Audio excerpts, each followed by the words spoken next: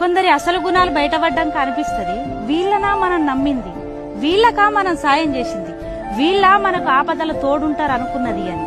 కానీ అంతటితోనే ఉత్తగున్న చెర్ల రాళ్లేసుడు, ఏ తప్పు చేయనోళ్ల మీద నిందలేసుడు ఈ సమాజానికి అలవాటే. మంచిగా బతికితే మన్నెత్తి పోస్తారు.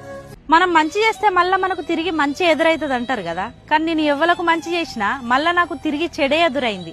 నమ్మిన వాళ్ళు నమ్మక ద్రోహం చేసిళ్ళు, నా అనుకున్న వాళ్ళు పరాయి వాళ్ళు అయిపోయారు. ఏం లేదండి, ఈ మధ్య మన బాధని చెప్పుకుంటుంటే వినేటప్పుడు బానే వింటున్నారండి, కానీ పక్కిలు మోసేస్తున్నారు. అందుకే మనుషులతో కాకుండా ఆ చెట్టుతోనో నీటితోనో తీయగా మాట్లాడతారు, ప్రేమ చూపిస్తారు. కానీ అది నిజమని నమ్మే లోపే మనల్ని వెన్నుపోటు పొడుస్తారు. గుర్తుంచుకో, మంచివాడు మొదట కష్టపడచ్చు, కానీ ఓడిపోడు.